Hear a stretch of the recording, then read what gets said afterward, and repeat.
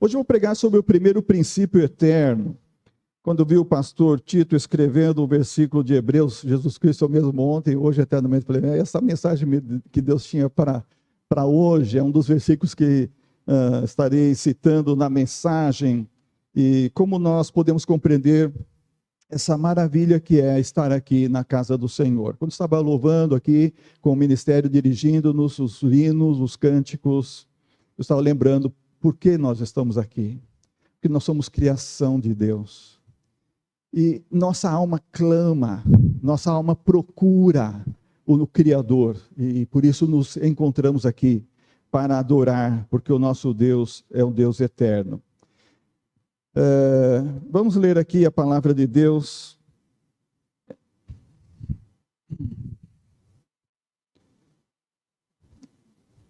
Hebreus 13, versículo 8. Hebreus 13, versículo 8.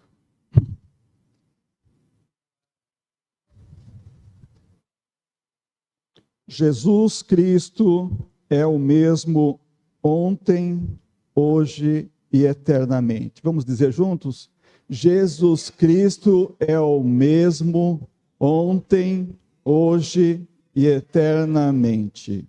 Amém. Deus é o Criador. Deus é o Deus imutável. Guarda essa frase. Deus imutável, Deus eterno. Como Criador, Ele é o mesmo ontem, hoje e eternamente. O apóstolo João, escrevendo no primeiro capítulo do Evangelho de João, fala como Jesus estava presente na criação. E sem Ele, nada do que foi feito se fez. Deus, como Criador, estabeleceu leis. Deus estabeleceu leis eternas. Leis que revelam o seu próprio caráter, não só a sua divindade, mas o seu caráter. E por isso as leis de Deus são chamadas também de imutáveis. Mas na nossa era, especialmente agora, a era pós-moderna chamada assim, ou como já na Europa se chama pós-cristã, porque muitos lá abandonaram o cristianismo, os homens têm mudado a sua visão, têm tentado mudar a lei. A lei, quando falo a lei no singular, é a lei de Deus. Eles têm tentado mudar aquilo que não pode ser mudado. Estava ouvindo a pregação do pastor Euquias ontem, através da internet, aliás, a pregação de ontem pela manhã, dia 17, e ele estava falando sobre o momento difícil que Israel, quando o povo hebreu ainda estava no Egito, e o faraó queria destruir o povo hebreu, ordenando que matassem os meninos, através das parteiras, e depois finalmente mandando jogar os meninos no rio Nilo. Era um tempo de opressão. E ele falou que nós vivemos um tempo de opressão, e eu tenho às vezes pregado sobre isso, mas quero repetir algumas palavras que veio do pastor Euquias, como presidente da convenção. Isso vem como uma palavra oficial de nós batistas, e é um chamamento, mais uma vez, para um clamor, para um avivamento. Ele fala que estamos vivendo tempos difíceis espiritualmente, tempo de opressão, tempo de cristofobia, tempo de reclusão dos que professam a verdadeira fé em Cristo Jesus. Tempo em que o evangelho tem sido tentado ser limitado ao templo. Lembra da pandemia? Até o templo foi fechado e estavam tentando impedir que nós falássemos do evangelho. Ele fala que a perseguição da igreja não é só uma perseguição externa. A perseguição externa vem tentando oprimir a religião cristã, as igrejas cristãs, com o crescimento do ateísmo, com o desenvolvimento da secularização, com a pornografia escancarada. Ele fala nas TVs, nos filmes, nas mídias, o liberalismo, como se diz, e diz que a igreja evangélica nunca foi tão perseguida no Brasil como no nosso tempo, uma perseguição externa. Mas ele fala de um encontro onde ouviu um especialista falando sobre a perseguição interna. E que vivemos uma perseguição interna, onde há muitos evangélicos nas igrejas que são místicos. Crescimento dos que se dizem evangélicos, mas têm testemunho negativo na sociedade. falta de caráter. Pessoas que pregam o evangelho de uma maneira empolgada, mas vivem na carnalidade, explorando o próximo, tirando proveito do próximo com mentiras, ausência de piedade verdadeira e genuína. Esse estudioso dizia, então, naquela ocasião, a perseguição interna do evangelho é mais forte e maior do que a externa, porque tenta neutralizar nossas almas e tenta neutralizar o avanço da pregação do evangelho. Ele falou algumas coisas interessantes na pregação, e às vezes quando nós começamos a pregar a palavra de Deus, o evangelho de Jesus santo, algumas pessoas estão tão secularizadas que elas desligam e não param de ouvir. E desligam o pregador e não querem mais prestar atenção. Tal é o nível de uma perseguição interna inculcada dentro de nossas igrejas. Ele fala que o inimigo quer que a gente não tenha encontros significativos com o Senhor Jesus, como é o culto, um encontro de ressignificação da nossa alma, da nossa vida, da nossa experiência cristã, ou que não tenhamos encontro com a sua palavra. Por isso é importante, meus irmãos, lembrar que Deus é o Criador e Ele estabeleceu leis imutáveis, como eterno que Ele é. Sua lei não muda. Em Malaquias capítulo 3, versículo 6, diz: porque eu, Senhor, não mudo. Por isso vós, os filhos de Jacó, não sois consumidos. Aqui fala da imutabilidade de Deus Pai. É o último livro do Velho Testamento. E o texto que lemos primeiramente, Hebreus 13, 8, quando diz Jesus Cristo é o mesmo ontem e hoje eternamente, fala da imutabilidade do Deus Filho. Deus Pai, Deus Filho, Deus Espírito Santo, está falando da Trindade Santa. E quando Jesus esteve na terra, ele disse: eu não vim destruir a lei ou os profetas, não vim abrogar, mas cumprir. A lei de Deus é eterna. E nós precisamos atentar para ela. Quando Jesus falava com os judeus sobre como eles têm dedicação à lei, ao estudo da Torá, que é a lei que nós falamos, a lei do Velho Testamento, ele disse: vocês estão examinando criteriosamente a Escritura, porque julgais ter nelas a vida eterna. E ele diz: mas não querem vir a mim. Havia uma secularização nos dias de Jesus. Eles gostavam de religião, mas não gostavam do Cristo, o Senhor da religião, o Senhor da vida eterna. Quando Deus falou em Deuteronômio 29, 29, que Ele nos revelou, e o que é revelado a nós, pertence a nós para sempre, Ele fala, é a Torá, é a lei, é a sua palavra. Em Josué capítulo 1, Deus falou para Josué: olha, cumpra a lei, o livro da Torá esteja sempre nos seus lábios. Medita nele dia e noite. Vem o salmista no Salmo 1 e fala: o homem que agrada ao Senhor, aquele que medita na lei do Senhor, dia e noite. E então o salmista no Salmo 119 fala: eu guardei a tua lei no meu coração, para não pecar contra ti. Assim, toda a palavra de Deus dirige o coração do adorador para estar centrada na lei de Deus, na palavra de Deus. Quando Jesus fala sobre a história de o rico e o Lázaro, que se encontravam lá no Hades, e aquele rico está pedindo para Abraão: manda Lázaro voltar ao mundo, para falar para os meus parentes, para não pecarem como eu pequei, para que eles não venham para esse lugar de tormento. Lázaro estava no lugar do paraíso, havia um abismo, e o rico estava do outro lado, que é o chamado Hades, o lugar do tormento. Já não é o inferno propriamente, é o lugar das almas que estão esperando o dia do juízo final, mas é um lugar de tormento. Ele fala para pai Abraão: manda Lázaro lá. Ele diz: não, eles têm a Torá, eles têm a lei. Ele diz: eles têm Moisés e os profetas, que os ouçam. Então o coração humano precisa ouvir a palavra de Deus para ser endireitado, para não ir para aquele lugar de juízo e de condenação. Ele precisa da palavra de Deus. Quando Jesus falava com aqueles saduceus que não acreditavam na ressurreição, ele diz: vocês estão errados porque vocês não conhecem as Escrituras e nem o poder de Deus. Quando Jesus estava no caminho de Emaús com aqueles 2 discípulos, no dia da ressurreição, diz que ele começou a falar dos profetas, desde Moisés, ou seja, desde a lei, falar tudo o que estava escrito a seu respeito nas Escrituras, até que a luz raiou no coração deles, quando Jesus partiu o pão, e eles entenderam a lei, eles entenderam a palavra de Deus. Em Romanos capítulo 17, quando Paulo estava fazendo já suas viagens missionárias, diz que os bereanos eram mais nobres do que os judeus de outras cidades, porque quando Paulo pregava, eles iam conferir na lei, se era exatamente o que Paulo estava pregando, e eles criam, eles recebiam a palavra de Deus no coração. Então, o que Deus estabeleceu desde o Antigo Testamento, é o mesmo que Deus estabeleceu no Novo Testamento. Jesus veio e cumpriu a lei. Isso não quer dizer que nós somos salvos pela lei. Paulo já escreveu em Efésios capítulo 2, nós somos salvos pela graça.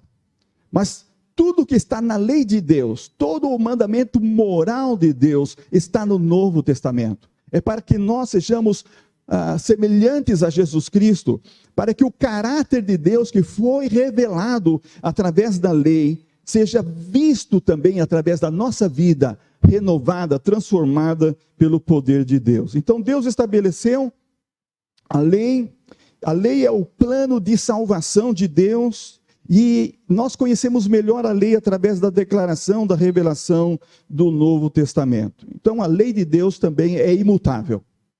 Nós não podemos mudar a lei de Deus. Bem, há um ponto que, há uma igreja no Brasil que fala que nós não guardamos a lei, que nós mudamos a lei porque adoramos o Senhor no primeiro dia da semana. Então isso daria uma pregação de uma noite inteira, mas nós batistas já sabemos como isso ocorre, e foi o próprio Senhor Jesus Cristo que fez a transposição da lei, apenas do dia, a lei permanece. Continuamos trabalhando 6 dias na semana e observando o dia do Senhor, o dia da ressurreição do Senhor, para cultuar. Foi uma transposição, não uma quebra de lei. E a igreja cristã, desde o dia da ressurreição de Jesus, passou a adorar o Senhor no primeiro dia da semana. Veio ser chamada depois de domingo, mas chama-se Dia do Senhor. Todos os outros mandamentos morais, não, nenhuma mudança, nenhuma alteração, nem de transposição de dia, porque o único que fala de dia, a respeito de dia, de cronos, de relógio, é este mandamento. Então, a lei de Deus é imutável, como o próprio Deus é imutável. Mudar a lei de Deus seria mudar o caráter de Deus, e o caráter de Deus não pode ser mudado. Deus é imutável, o Deus vivo, verdadeiro, criador e sustentador de toda a vida, não é um Deus inconstante. Muitas religiões, mesmo a mitologia grega e outras religiões, apresentam deuses inconstantes, deuses que mudam. O Deus criador não muda, ele é imutável. O primeiro princípio eterno, então, é entender que Deus é criador, um Deus imutável. A base bíblica teológica para isso.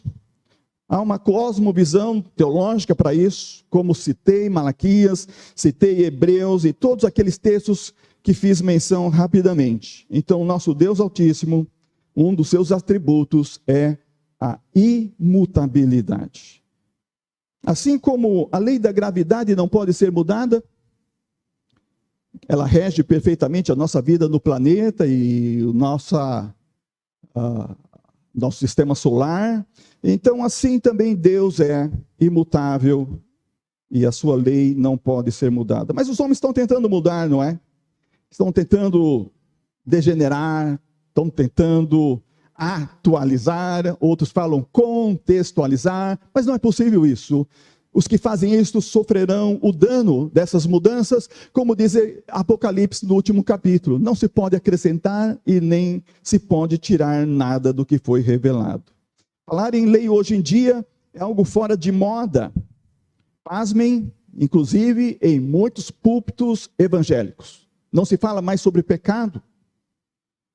Aiden Wilson Tozer, um dos escritores célebres, gosto muito de ler pela sua profundidade teológica, a sua visão realista da vida da igreja cristã nos Estados Unidos, no século passado, até metade desse século mais ou menos. Ele fala que ninguém pode mudar a lei. Porque não é porque vivemos na era da graça, como alguns dizem, então os mandamentos não são mais válidos de maneira alguma. Ele cita Moody, que frequentemente pregava sobre o pecado. Ele cita John Wesley, que pregava os mandamentos da lei para preparar o caminho para o evangelho. Ele cita R.A. Torrey, que foi um pastor americano do século XIX, e que dizia aos ministros, aos pastores, que caso não pregassem a lei, eles não teriam resposta à pregação do evangelho. Então a lei é que mostra a necessidade do evangelho, a necessidade da salvação, a necessidade de perdão. Por isso, tudo que é moralmente contido nos mandamentos de Deus é correto, é moral para a nossa vida em qualquer época da existência humana.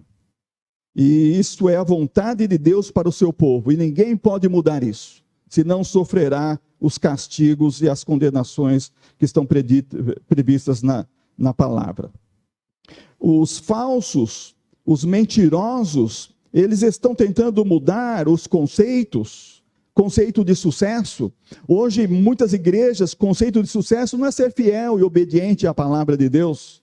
Em muitas igrejas, conceito de sucesso e felicidade é ter coisas, é possuir bens, é ter a prosperidade como se prega no sentido materialista da palavra.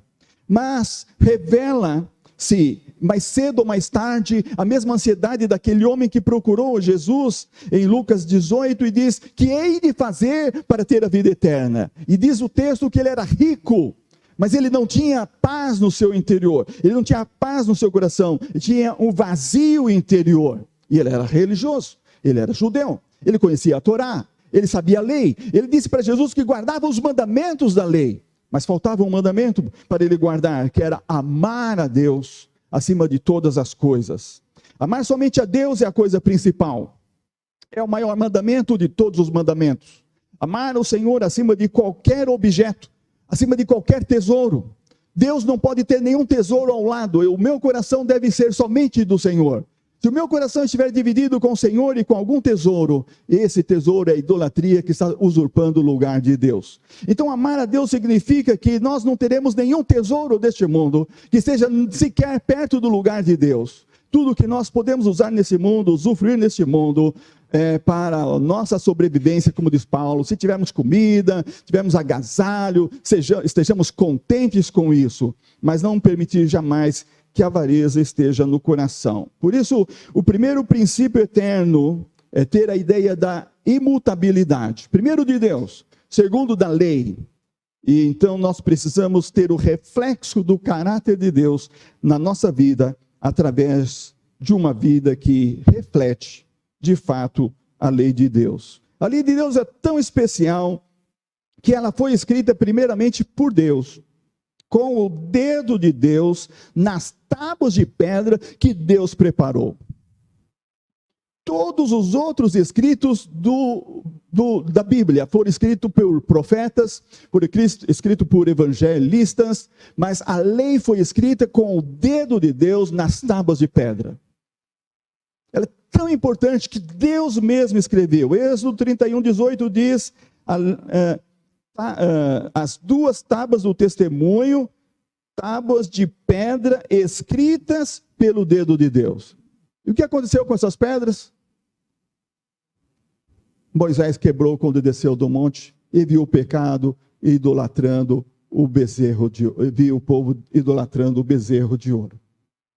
Aquelas pedras eram feitas por Deus, escritas por Deus. Moisés precisou fazer pedras, levar pedras para Deus escrever de novo. Mas não era a mesma pedra, aquela era preparada por Deus.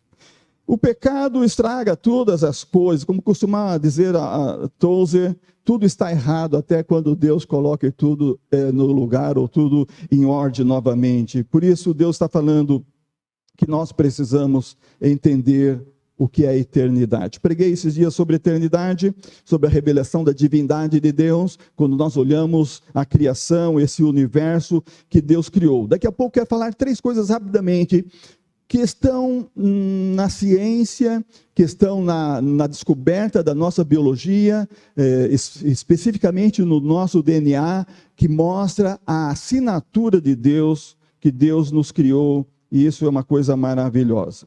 Algumas leis mudam com o tempo. Nós podemos encontrar, por exemplo, na Bíblia, que alguns povos tinham leis que não podiam ser mudadas, como no tempo de Daniel, quando o rei fez aquele edito e quis tirá-lo da condenação de ser lançado aos leões, e aqueles homens diziam: não, rei, o senhor sabe que a lei dos médios persas não pode ser mudada. Então, Daniel foi jogado na cova dos leões. Ou no tempo da Esther, quando aconteceu também aqueles acontecimentos com a Vasti, e então se fala daquelas leis que não podiam ser mudadas. Mas a Bíblia fala de outras leis que mudam com o tempo. São, por exemplo, leis civis. São impostos, cargos públicos, coisas que mudam com o tempo. Ou leis religiosas, como a circuncisão. No Velho Testamento era obrigatório que todo homem que pertencesse ao povo de Deus deveria ser circuncidado. No Novo Testamento essa lei mudou, porque ela era apenas uma lei ritualística. Era uma lei religiosa para o povo de Israel, não exigida para os gentios. Então isso mudou. Havia uma mudança de leis, de hábitos e costumes. Por exemplo, no Velho Testamento nunca poderia se cozinhar cabrito no leite da mãe. Talvez alguém tenha cozinhado o cabrito com o leite da mãe.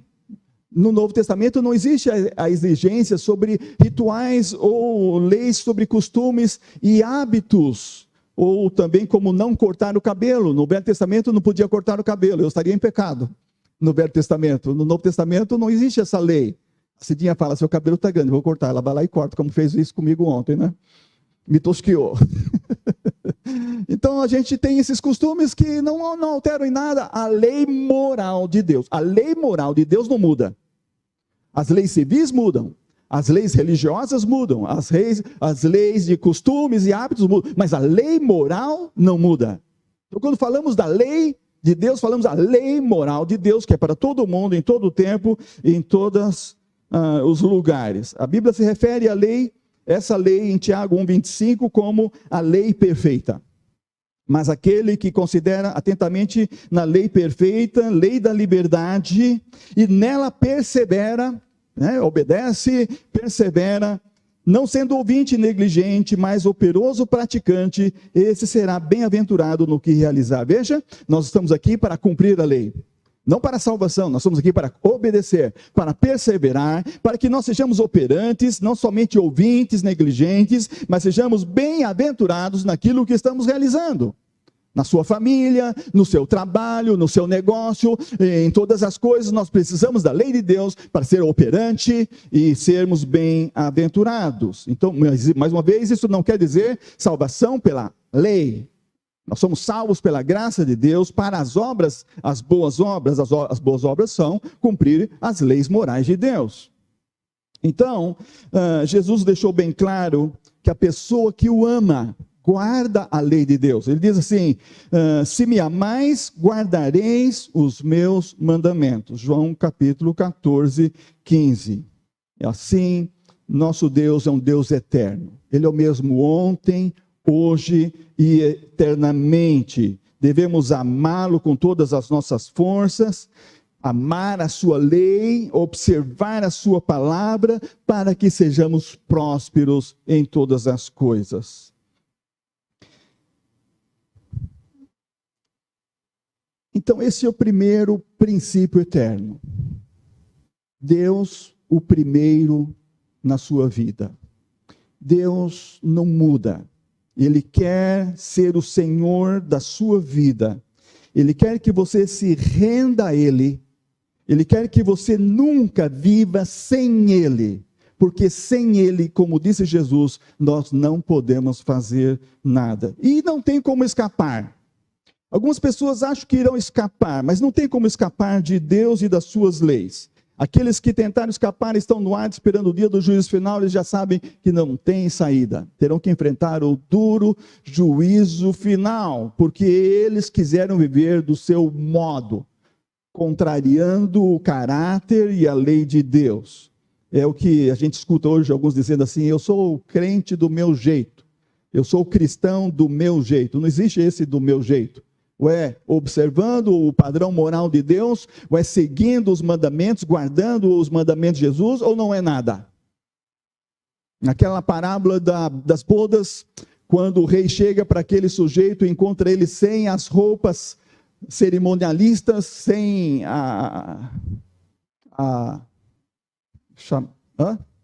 o traje nupcial, ele diz: como entrou aqui? Como você entrou aqui, amigo? Aí eu fico pensando, ele fala assim: eu entrei do meu jeito, eu quero viver do meu jeito, eu gosto de chegar, eu quero chegar no céu do meu jeito, não tem esse jeito.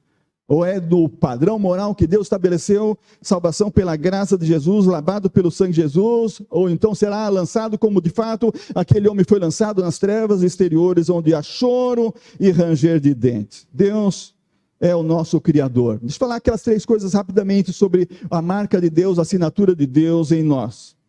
Talvez isso ajude você, se você não tem dado a Deus o primeiro lugar na sua vida, e a obediência à lei moral de Deus, que é imutável, assim como o caráter de Deus é imutável. Entender que nós não podemos escapar dessa realidade que hoje a própria ciência comprova.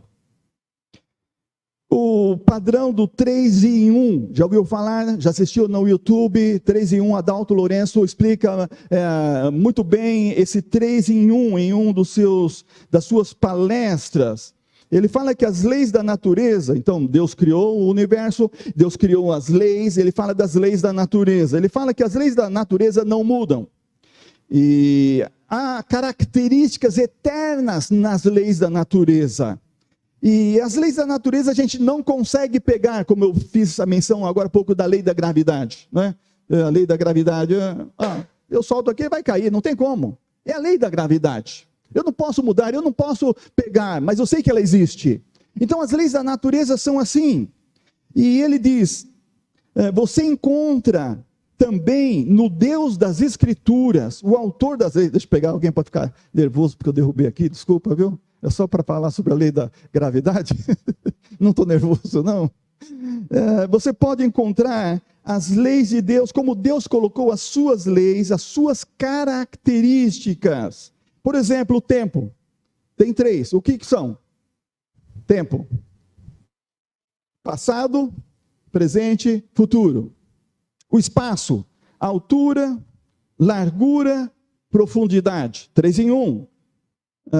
Os átomos, prótons, nêutrons e elétrons, e cada um deles 3 em 1. Os prótons, os nêutrons têm 3 quarks. São as partículas mais pequenas descobertas dentro do átomo, e não é uma descoberta muito antiga, não. A matéria, estado sólido, líquido, gasoso, 3 em 1. A música, os músicos aqui sabem, né? Tem melodia, harmonia e ritmo, 3 em 1. E é fascinante, assim por diante. Você pode descobrir 3 em 1 em todas as leis que Deus criou, em todo o universo. Não tem como escapar disso. Deus Pai, Deus Filho, Deus Espírito Santo. Nós somos criados como corpo, alma e espírito. 3 em 1. Por isso que eu sou tricotomista, né? Embora tricotomista que crê no unitarismo. Nós não podemos dividir, nós somos um ser único. Mas Paulo fala sobre corpo, alma e espírito. Nós temos essas 3 partes que nos identificam com Deus como Deus Pai, Deus Filho, Deus Espírito, 3 em 1. Então nós precisamos nos render a Deus, porque Ele colocou em tudo ao nosso redor, em todo esse mundo, a marca da sua divindade, da sua presença santa. Mas outra coisa, o tetragrama sublime, Yahvé. Já ouviu também vídeos sobre isso, pastor pregando sobre isso, que é o nome de Deus. Agora você sabe que em cada célula do seu corpo, e são cerca de 37 trilhões de células que nós temos no nosso corpo, em cada uma dessas células tem o nome de Deus. Os cientistas que descobriram isso. Eles encontraram uma sequência no DNA, quando estavam sequenciando o DNA. E em todos os DNA eles encontraram 10, 5, 6, 5. 10, 5, 6, 5.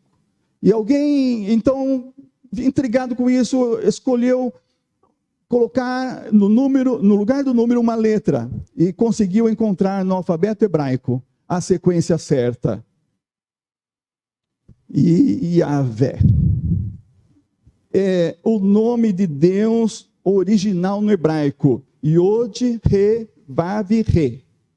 10, 5, 6, 5. Em cada uma das 37 trilhões de células, na sequência do DNA, repete a assinatura do nome de Deus. Sabia disso? Isso é fascinante.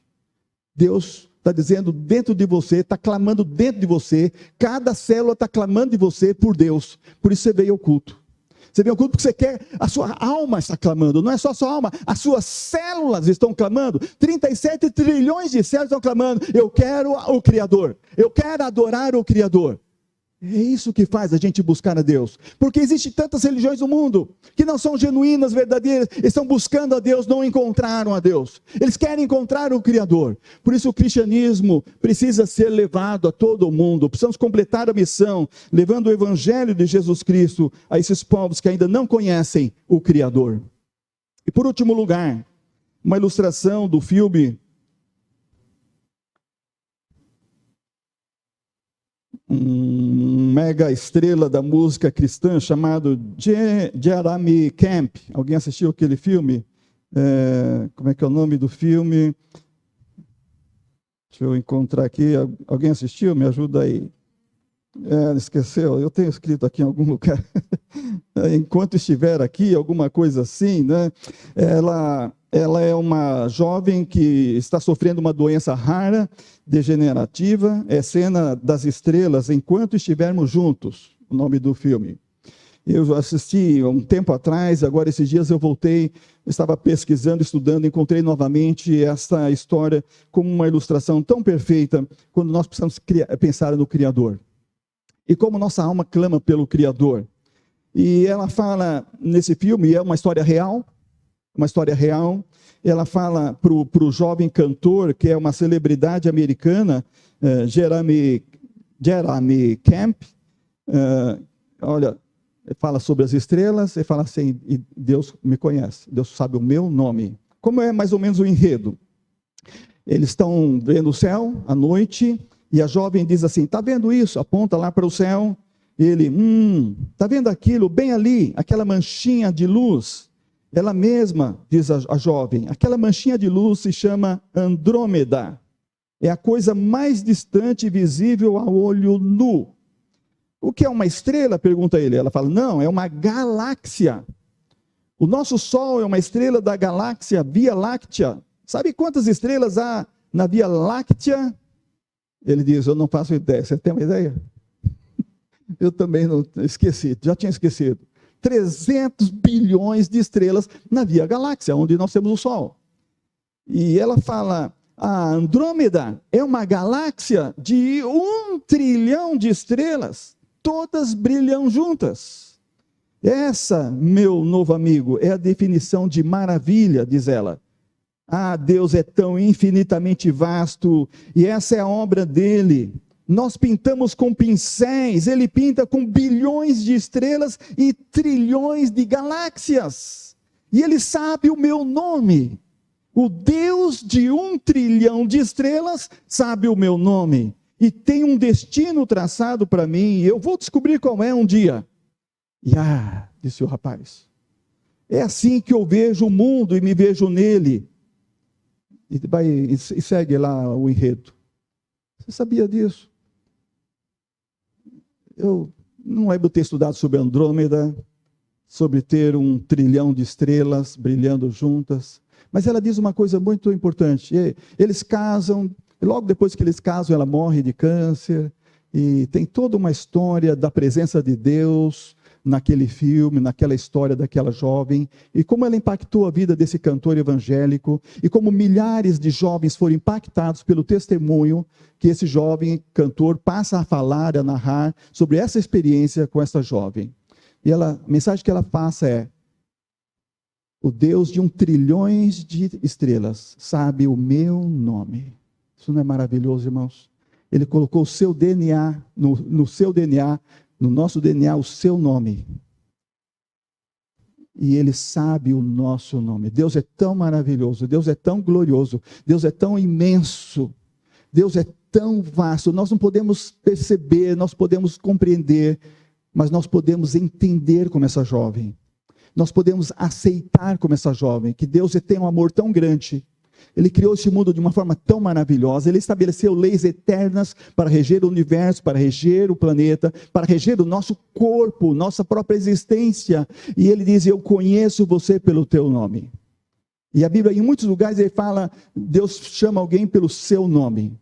Ele conhece. Quando Natanael chegou, e Natanael não acreditava em Jesus, e Jesus fala para Natanael: eu vi você debaixo da figueira. Eu não sei o que tinha acontecido debaixo da figueira. O Evangelho não fala o que tinha acontecido, mas foi uma coisa que aconteceu, que Jesus era Deus, e Ele sabia o que tinha acontecido com Natanael debaixo da figueira, e quando Ele fala, eu te vi debaixo da figueira, Ele fala, meu Deus, meu Rei. Ele reconheceu o Deus da sua vida, ele entendeu que Deus o conhece perfeitamente, sabe o seu interior, sabe as suas deficiências, as suas necessidades, sabe a sua fraqueza, conhece o seu pecado, sabe a sua falha, sabe que você também quer endireitar, quer viver uma vida reta diante de Deus, quer observar a palavra, o mandamento de Jesus. Ele conhece você. Talvez é a situação de Natanael. Natanael passou a seguir Jesus, teve a sua vida transformada. É isso que nós precisamos, meus irmãos, diante de uma mensagem assim, sabendo que Deus é tão bom, tão maravilhoso. Ele é eterno, Ele não muda. Ele é o mesmo ontem, hoje, eternamente. Ele somente quer o nosso coração para habitar. Jesus disse, eu estou à porta e bato. Se alguém ouvir a minha voz e abrir a porta, eu entrarei, cearei com ele e ele comigo. Nosso Deus, como dizia Billy Graham, é um cavalheiro. Ele não força, ele pede para entrar. E o coração que abre a porta e o recebe com alegria, como Zaqueu na sua casa, se alegrou com a salvação e disse, hoje veio salvação a esta casa. Quantas casas hoje precisando de salvação? Quantas famílias precisando de salvação? Quantos Natanaéis precisando de salvação? Quantos jovens perguntando o que eu hei de fazer para receber a vida eterna? Render o coração a Jesus. Entender que Ele, o Criador, não tem como escapar. Se tentar escapar um dia, enfrentará o juízo final, não tem para onde fugir. Melhor render-se a Jesus. Melhor render-se a Deus de todo o coração e dizer como aquela jovem, eu sei que Deus tem um propósito para a minha vida, eu não sei qual é, mas um dia eu vou saber.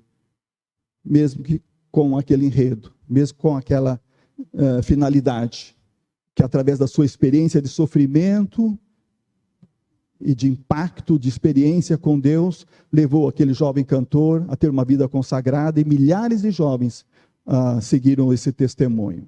Às vezes nós não entendemos o propósito de Deus.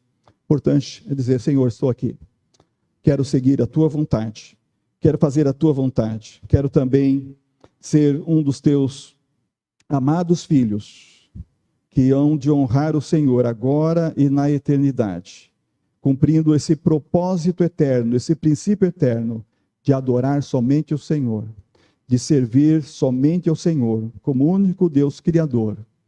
E eu não vou dividir o meu coração, nenhum tesouro vai roubar o lugar do Senhor na minha vida. O Senhor é o primeiro, e o será para sempre. Amém.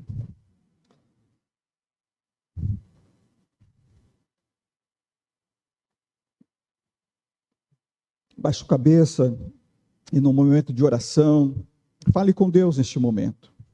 Talvez você tenha um receio de falar, porque Deus é tão glorioso, e quando a gente pensa em Deus como Deus tão maravilhoso, Criador deste universo tão imenso, a gente talvez não tenha nem condição de falar com Deus, de falar alguma palavra para Deus. Talvez a única palavra que podemos dizer, como aquele pecador que Jesus contou, que a oração dele se resumia a 3 palavras: tem misericórdia de mim, pecador.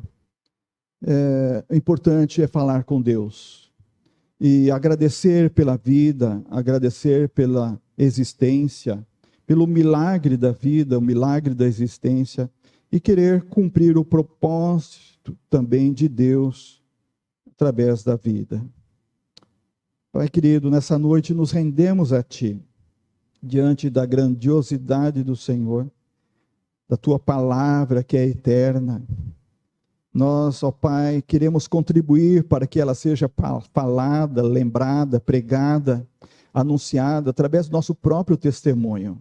Mesmo que as pessoas queiram contextualizar, queiram atualizar a Tua palavra como modo de mudar a lei, ó Deus, nós queremos viver fielmente, guardando as palavras de Jesus.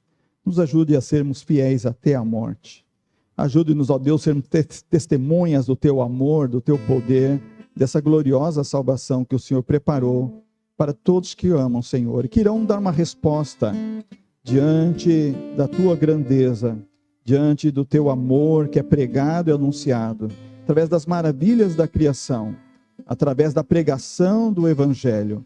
Chama dos pecadores ao arrependimento, ao encontro com o Senhor, uma nova vida, uma vida eterna. Ajuda-nos, ó Pai, a ajudar outras pessoas a conhecer o Teu amor. Sendo um Deus tão grandioso, o Senhor também quer habitar no coração daquele que é contrito, arrependido, mesmo pecador, para ajudá-lo a ter a experiência de viver a lei que agrada o Senhor, a lei moral, a lei que é cumprir as boas obras, que é viver de um modo que a justiça seja praticada, a honestidade, a verdade, o amor, a fraternidade, todas as coisas boas que a Tua palavra nos ensina, a honra. Ó Deus, nos ajude, como igreja, a cumprir esse ministério, para que possamos sempre honrar o Senhor, honrar a Tua palavra, transmitir o Evangelho Santo do Senhor, dando oportunidade aos pecadores para ter o encontro com o Salvador. Ó Deus bendito, visita cada coração nessa hora, os que estão conosco através do canal da internet. O Senhor conhece cada coração, cada decisão, cada resolução, seja ungida pelo Teu Espírito Santo, para que possamos manter a nossa vida fiel até a morte, honrando o Senhor, porque o Senhor é o único digno de ser honrado, ser glorificado, adorado, através do nosso testemunho, do nosso ser e do nosso viver. Em nome de Jesus. Amém.